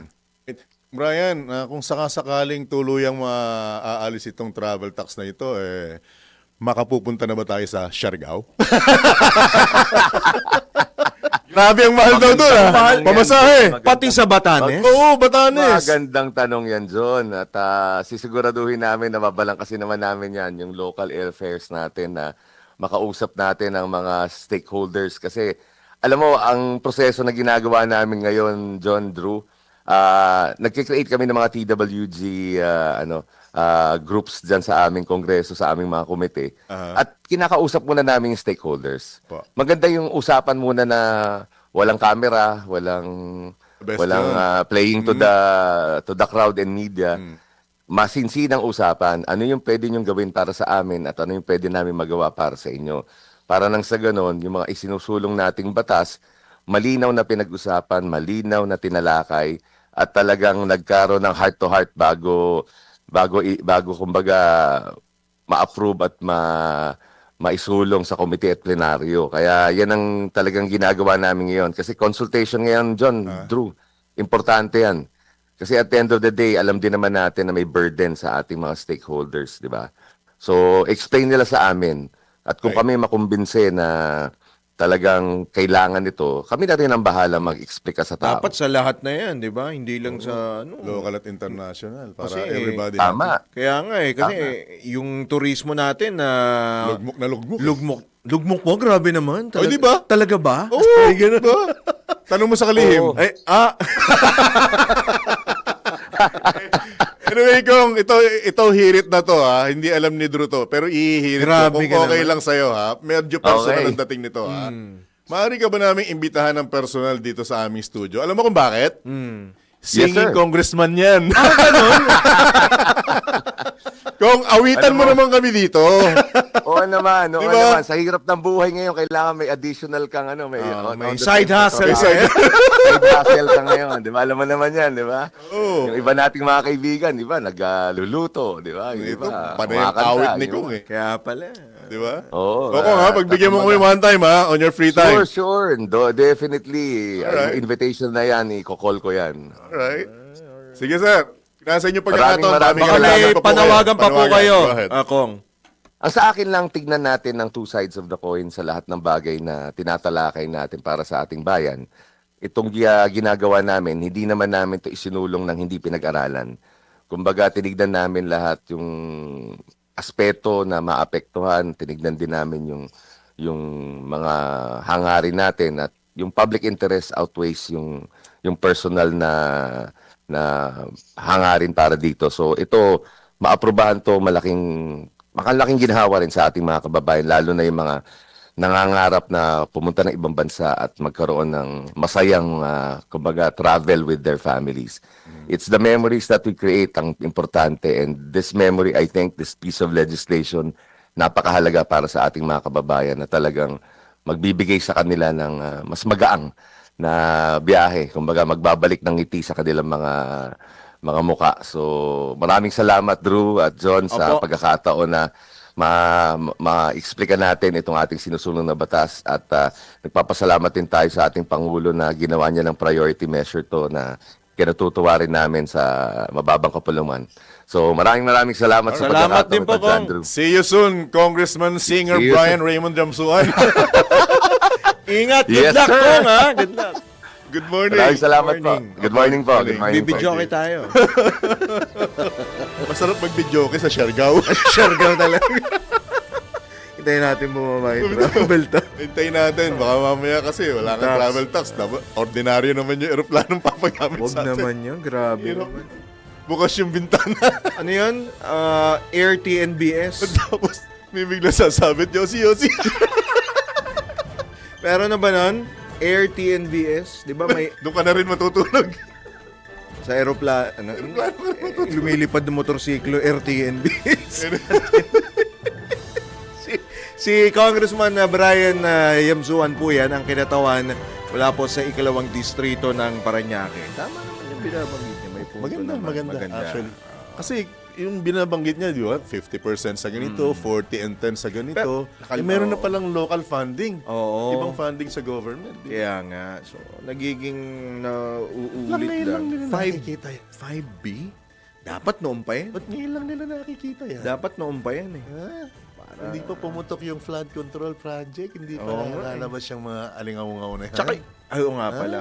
Well, anyway, yung sa mga matataas na singil, di ba, yung sa mga hotel, mga resort. Kamusta naman ang Department of Tourism? Oo. Tourism. Sabi sa'yo, hindi lahat nakukuha sa picture. Good morning po sa mga taga-Department of Tourism. Ito na nga, sige na nga. Ito na. Lagot ka pagpunta mo lang. Buti na lang yung... Hindi, mag-ahit ako. Pare, ganito. Ahit ako Buti na lang. Nueva Ecija, Bailand. Hindi, usually ganun naman ginagawa ko talaga. Ano kinalaman sa DOT ng pag-aahit mo? Hindi kasi nga napapagkamalan tayo eh. Nasisingil tayo ng Iba kasi ang malaki. dating mo. Iba kasi dating mo. Parang ano ba? Artistahin ka eh. Pero ito, mas matindi to. Ay, ito. Pasout Matini. yan eh. Matini to. Pasout Matini yan. yan. Ano? Matinik. O siya, sige tayo po muna yung magbibigay dan muli sa ilang pang mga paalala oras. Tini Idol, Wenner Continghino, 31 sandali makalipas ang ikapito ng morning. Oras po naganap ng alas 7:34 na ng morning sa pagpapatuloy pa rin ng ilang pang mga balita. Welcome para sa Philippine Chamber of Agriculture and Food Incorporated o PICAFI ang pagbuo ng Department of Agriculture ng Technical Working Group na mangangasiwa sa rice importation ng bansa. Ayon kay PCAFI President Danilo Fausto, makatutulong ang binuong TWG ng DA para matukoy kung gaano karami ang bigas na kailangang angkatin ng bansa. Aminado si Fausto na malaki ang epekto ng importasyon ng bigas sa farm gate prices ng palay kahit maigi lamang limitahan ng volume na aangkatin.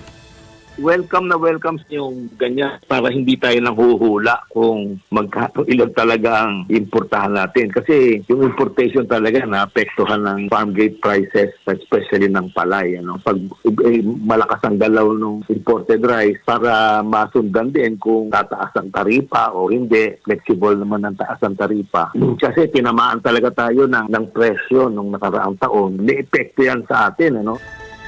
Ipinunto rin ni Fausto na bagaman mababa ang presyo ng bigas sa pandaigdigang merkado kahit maraming inaangkat ang bansa, hindi pa rin dapat ipagsawalang bahala ang sakripisyo ng mga lokal na magsasaka. Tinitingnan nila yung presyo ng produkto eh. Ang hindi tiningnan, yung paghihirap nung nagpo-produce ng produkto. Ang pagkain nasa lamesa natin. Pero ang mga kababayan natin, hindi nalalaman yung hirap at saka yung saga at risk na pinapasok ng mga farmer na nagpo-produce ng pagkain na nasa lamesa natin. Patinig ni PCAFI President Danilo Fausto sa panayam ng DWIZ. Pasada Balita. Duda ang isang political analyst kung uusad Kongreso ang impeachment complaint laban kay Vice President Sara Duterte. Paliwanag ni Dr. Froilan Calilong ng UST Department of Political Science na iba na ang komposisyon ng Kamara ngayon kumpara noong 19th Congress. Iba na rin anya ang leader ng mababang kapulungan kaya't hindi inaasahang magiging masidhi o kasing lakas ng suporta noong 19th Congress ang matatanggap ng impeachment laban kay VP Sara ngayong taon. Medyo 50-50, no? Hindi kagaya nung 19 Congress na talagang very solid, no? Yung naging pag-backup dito ng ating mga congressmen. Well, for several reasons. Number one, iba yung composition ngayon ng ating Kongreso. Kita naman natin, nagkaroon ng pagbabago sa leadership. Yung kasing dating speaker really has all the intents to run for 2028 and he really would want to use the impeachment as a mechanism to derail, no? The Vice President from filing or, her candidacy for 2028. Pangalawa, nakikita natin yung mga incentives, no, to actually support and vote for the impeachment na meron last year na maaring hindi na present ngayon, because of sinasabi nga nila a better scrutinized budget. Naniniwala rin si Dr. Calilong na malaki ang naging epekto ng resulta ng eleksyon noong nakaraang Mayo sa magiging posisyon ng mga kasalukuyang kongresista hinggil sa reklamo laban sa pangalawang Pangulo. Nakita ng mga congressmen natin yung firepower ni VP Sara nung nakarang eleksyon, yung mga sinuportahan niya, karamihan inanalo, at yung namang sinuportahan ng Pangulo, may mga nalaglag. No? So they might be thinking of their political capital and their political future as well, especially for 2028, when some of them may be reactionists, definitely. No? And maaaring unpopular move if they're going to impeach the VP because, kumaga parang malalaman kung sino ba talaga yung mga pumirma laban sa ikalawang Pangulo. Samantala, kumbinsido rin naman si Dr. Calilong na napaghandaan na ng mga taga-suporta ng administrasyon ang impeachment complaint laban kay Pangulong Ferdinand Marcos Jr. kung kaya't inaasahan ng mababasura ito. When we file impeachment complaints, no, we need to look at the veracity and the validity of the complaints first and foremost before the political color behind it. And I think ito yung hindi nakita, no, at hindi talaga binigyan ng pagkakataon. So, well, I think it's something that was carefully orchestrated also by the supporters of the president. Kaya nga itong ang pagbasura dun sa impeachment complaint laban sa kanya is something that we really expected. Yan naman po ang tinig ng political analyst na si Dr. Froilan Calilong sa panayam ng DWIZ. Pasada Balita. Ay iba pa ring balita, kinumpirma ng Light Rail Manila Corporation na isang lalaking estudyante ang nasawi matapos itong tumalon mula sa platform ng LRT 1 Fernando Poe Jr. Station kahapon. Ayon sa LRMC, agad silang rumesponde sa lugar pero idineklara ring patay ang biktima mula sa mga pinsalang natamo nito nang tumalon sa halos mahigit dalawang palapag na pagkahulog. Sa kwento ng isa sa mga saksi, nang mahulog ang biktima mula sa nasabing stasyon, nakaladkad pa ito ng isang kotse na dumaraan sa EDSA. Dumating din agad ang mga magulang ng estudyante na graduating pa naman sana. At nilinaw na wala naman itong problema sa grades. Samantala, sinabi naman ng LRMC na nakikipagtulungan na sila sa mga otoridad habang nagpapatuloy ang investigasyon. Pasada Balita. Pinag-aaralan na ng Philippine Amusement and Gaming Corporation at ng Advertising Standards Council ang posibilidad ng tuluyang pagbabawal ng mga ads ng online gambling sa telebisyon at radyo. Binigyan din ito ni PAGCOR Chairman at CEO Alejandro Tenco sa pagdinig ng Senate Committee on Games and Amusement na pinamumunuan ni Senator Erwin Tulfo. Tinalakay sa pagdinig ang iba't ibang panukala hinggil sa mas mahigpit na regulasyon ng online gambling, kabilang ang pagiging epektibo ng PAGCOR bilang regulator lalo na matapos lumabas ang mga ulat na ginamit ang ilang kasino sa money laundering. Inamin ng PAGCOR na may ilang TV at radio stations ang humihiling na payagan silang maglabas ng online gambling ads sa off-peak hours dahil sa kita mula sa advertising. Gayunman, iginit ng PAGCOR Chairman na mas nais nilang tuluyan na itong ipagbawal. Sa kasalukuyan, ipinagbabawal lamang ang online gambling ads sa prime time o mula alas 5:30 ng hapon hanggang alas 8:30 ng gabi. Pasada Balita. Tala personal na bumisita para magatid ng tulong si Malabon City Mayor Jeannie Sandoval sa mga biktima ng sunog sa Barangay Tanyong kahapon. Kasama ng alkalde, mga kawani ng City Social Welfare and Development, City Health Office at Malabon Disaster Risk Reduction and Management Office para ipaabot ang tulong sa mga nasa 200 pamilyang apektado o naapektuhan ng sunog. Agad naman naglagay ng mga modular tents sa covered court ng barangay kasabay ng pamamahagi ng hot meals at iba pang tulong. Naging katuwang din ng Malabon LGU sa pagbibigay ng hot meals ang Philippine Red Cross Malabon City Chapter sa pangunguna ni Chapter Chairman Ricky Sandoval. Maliban dito, tiniyak din ng alkalde na magpapadala ng karagdagan tulong sa mga susunod na araw gaya ng food packs at hygiene kits. Pasada Balita. Naniniwala naman ang political analyst na si Dr. Froilan Calilong na posible pa ring may magtangkang maglunsad ng kudita laban kay Senate President Vicente Tito Soto III dahil sa agwat ng bilang ng mayorya at minorya sa Senado. Ayon kay Dr. Calilong, posibleng nag-ugat ito sa mismong hamon ni SP Soto sa mga legal luminary ng Supreme Court na hindi anya nagustuhan ng ilang miyembro maging ng mayorya. I think it did not sit well with some members of the majority, primarily because they're trying to parang negate the expertise of a co-equal branch, and that is certainly not good. Kahit sino anyang maupo bilang Senate President, walang garantiya na mananatili sa pwesto lalo na sa kasalukuyang kalagayan ng Senado. Nahati ang opinyon ng mga senador na nagdudulot ng tensyon na nakaapekto maging sa bansa. No leadership is safe in the Senate, especially lalong-lalo na ngayon that there is this very polarizing and very divisive context because of the political happenings that are plaguing the country.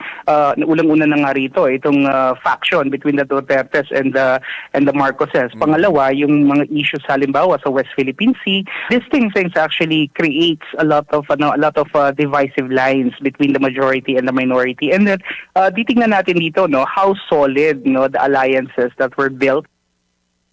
Yan naman po muli ang tinig ng political analyst na si Dr. Froilan Calilong sa panayam pa rin ng DWIZ. Pasada Balita. Sa Senado pa rin, tinawag naman ni Senator Robin Padilla na mahina ang mga kabataan ngayon dahil sa pagdami ng mga nagkakaroon ng depresyon. Ikinumpara rin ng senador ang mga bata ngayon sa mga bata noong dekada 80 hanggang 90 na anyay hindi iyakin at natuto sa kalye. Hindi anya uso ang salitang depresyon noong kapanahunan niya, hindi tulad ngayon na kahit bata ay nagsasabi na sila ay depreso malungkot. Nalulungkot din anya ang mambabatas dahil sa paglaganap ng social media addiction sa mga kabataan na anya'y dahilan upang maghain ng mga panukalang naglalayong i-regulate o ipagbawal ang paggamit ng mga kabataan sa social media. Para naman kay Bernie Moestafa, Head ng Public Policy for Indonesia and Philippines ng Meta, hindi pa kailangan pagbawalan ng mga kabataan sa paggamit ng social media dahil may karapatan silang maka-access sa mga digital platforms. Pagpapatuloy pa rin ang mga balita, nakatakdang makipagpulong ang Bureau of Customs sa mga port user, operator, shipping lines at iba pang ahensya ng pamahalaan bukas Pebrero 13. Tatalakayin sa pulong ang paghahanap ng agarang solusyon sa problema ng port congestion sa bansa. Ayon kay BOC Commissioner Ariel Nepomuceno, sa kanilang batay sa kanilang panig, balak nilang i-integrate ang mga data systems sa pribadong sektor upang magkaroon ng real-time information kung nasaan ang mga container. Layunin ng hakbang na ito na matiyak na may sapat na datos hinggil sa lokasyon ng mga container, dami ng mga bakanteng container at antas ng port utilization. Bagaman nagbibigay ang BOC ng mga update hinggil sa yard utilization, aminado si Commissioner Nepomuceno na may pagkaantala ang mga ito at mas mainam kung real-time data. Pasada Balita. Ito sa mga umiibig, mga manliligaw. Ngayong araw ng mga buwan ng mga puso, patuloy na tumataas ang demand sa artificial flowers habang papalapit ang Valentine's.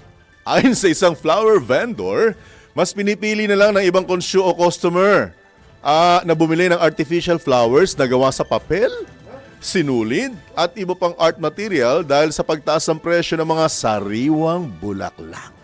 Anya, bukod sa mas mura ang artificial flower, maaari pa itong itago bilang souvenir. Sa ngayon, ang presyo ng isang bouquet, tama ba? Bouquet. ng long stem rose sa La Trinidad budget o Benguet, aabot na sa 500 hanggang 1.5 pesos. Habang ang maliit na bouquet naman ng artificial flower nasa 250 hanggang 600 pesos lamang. Inaasahang tataas pa ang presyo ng fresh flowers sa pagsapit ng Valentine's Day. Pasada Balita. Balitang pangkalakalan. Nananatiling matatag o stable ang labor market ng bansa sa kabila ng pagtaas ng bilang ng mga Pilipinong walang trabaho noong nakarang taon. Ayon kay Labor and Employment Bureau of Local Employment Director Patrick Patriwirawan, pasok pa rin sa target range na 4.8 hanggang 5.1% ng pamalaan ang 4.2% full-year unemployment rate noong 2025. Katumbas yan ng 2.14 million individuals. Gayunman, tiniyak ng DOLE na patuloy pa rin sila magsasagawa ng monthly job fairs na nakapag-generate na ng 14% hired on the spot rate noong nakarang taon. Batay sa datos ng Philippine Statistics Authority, bunsod ng job losses mula sa construction sector ang pagtaas ng unemployment rate noong isang taon, kung saan tinatayang 550,000 na trabaho ang nawala. Pasada Balita. Mga balitang dapat alam mo kahit sa labas ng bansa. DWIZ Balita sa ibang bansa. Malungkot na balita ito dahil 10 katao ang patay sa naganap na mass shooting sa isang high school sa Western Canada. 6 ang natagpo ang patay sa loob mismo ng high school sa Tumbler Ridge, British Columbia, habang 2 naman ang natagpo ang patay sa isang residential area na pinaniniwala ang may kaugnayan sa insidente at isa naman ang namatay bago pa maisugod sa ospital. Ayon sa mga lokal na otoridad, kabilang din sa mga namatay ang 18 anyos na babaeng sospek na hinihinalang nagbaril sa sarili. Batay sa inisyal na investigasyon, may mental health issue ang sospek pero hindi pa inilabas ng otoridad ang mismong motibo ng mass shooting. Samantala, mahigit 20 namang sugatan ang isinugod sa ospital kung saan hindi bababa sa 2 ang nasa mga lubhapang kalagayan. Pasada Balita. Sa mundo ng palakasan, ang latest malalaman sa DWIZ Sports News. Canberra University sumungkit ng ika-4 na sunod na panalo sa NCAA Season 101 Men's Volleyball. Alamin po natin ang sports update mula kay Mark Terence Molave. Good morning, Master John, Master Drew. Nasungkit ng San Beda University ang ika-4 na sunod na panalo matapos pataubin ang Mapua University sa score na 25-20, 25-26 at 25-23 sa nagpapatuloy na NCAA Season 101 Men's Volleyball. Pinangunahan ng nabuong little pair ng mga veteranong sina Axel Van Book at Ralph Cabalsa ang panalo ng Spikers para masungkit ang solo second place sa Group B na may 5-2 na kartada. Nagdala ng double-double outing si Book na may 17 points at 16 receptions, habang pumalo naman ng 14 markers si Cabalsa. Samantala, nagdagdag din sa kabuang skor ng kupunan ang 9 points ni Arnie Bakil at 8 points ni Ryan Rosman. Nagbigay ng malaking momentum ang panalo ng San Beda bago ang nakatakdang sagupaan nito laban sa De La Salle College of St. Benilde sa Sabado. Para sa Sports News, ako si Terence Mulave, nagbabalita ng tama, naglilingkod ng tama. Pasada Balita. Balitang pangkalusugan. So, makinig kayo maigi ha, lalo na doon sa mga may BFF. Na? Yung pinatutunog mo. Hindi, yung BFF. kamay ko kasi holding hands eh. Di ba? Tanong niyaya ka na ba ng kaibigan mong mag-jogging o mag-walking pero naging drawing lamang ang plano? Bakit?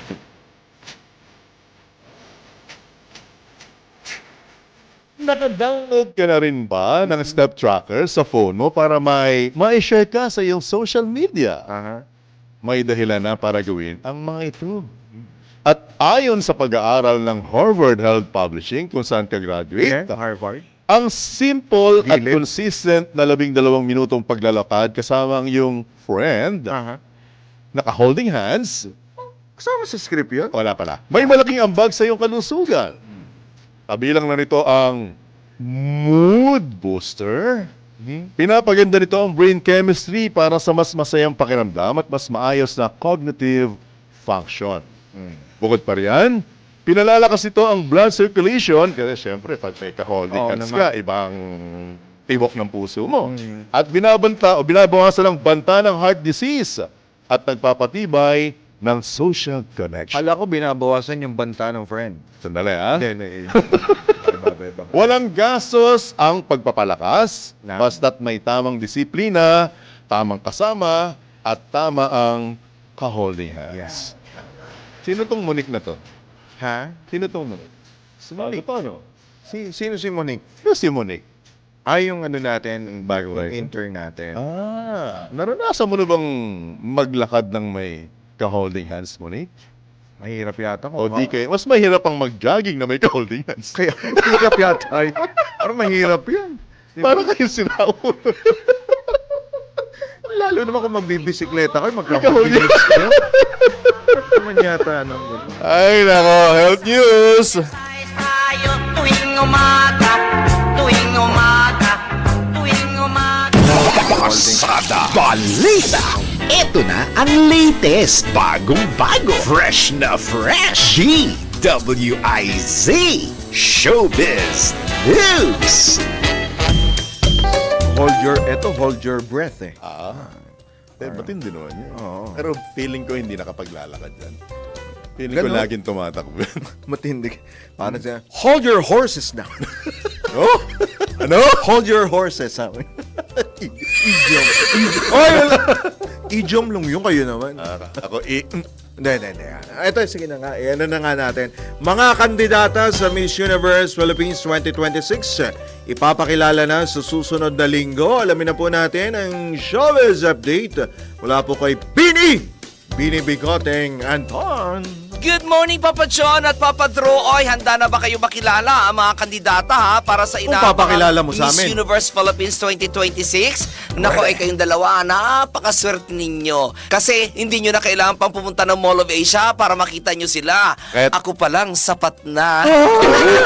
Anyways, Ayoko ang nga balitang sa akin. showbiz nga, opisyal nang ipapakilala ng Miss Universe Philippines Organization ang mga kalahok sa prestihiyosong national pageant sa susunod na linggo, February 16. Magsisimula Magsisimula ang parada ng alas 3 ng hapon sa Mall of Asia na susundan ng press presentation sa City of Dreams, Manila. Ayon kay Miss Universe Philippines Executive Vice President Voltaire Tayag, excited na ang organization para tuparin ang pangarap ng mga young Filipinas sa edisyon ng pageant ngayong taon. Ayon kay Voltaire, napakalakas ng line-up ngayong 2026 edition at sino man ang makokoronahan ay tiyak na magbibigay ng karangalan sa Pilipinas. O, ayan na muna aking balitang showbiz para sa impina may todong lakas, DWIZ. Ako si Anton, nagbabalita ng tama, naglilingkod ng tama. Pasada Balita. At sa ating good news, nasungkit ng PNP Special Action Force ang ika-15 pwesto sa 2026 UAE SWAT Challenge na ginanap sa Dubai, UAE simula Pebrero 7 hanggang 11. Kabilang ang Pilipinas sa 117 elite tactical law enforcement teams na nanggaling sa 53 bansa na lumahok sa nasabing kompetisyon. Kilala ang UAE SWAT Challenge bilang pinakamalaki at pinakamahirap na SWAT competition sa buong mundo kung saan husay sa tactical, pagpapakita ng pisikal na lakas at koordinasyon sa pagitan ng grupo ang susi para manalo. Samantala, pinuri naman ni Philippine Ambassador sa UAE Alfonso Ver ang PNP SAF sa pag-uwi ng panalo sa Pilipinas.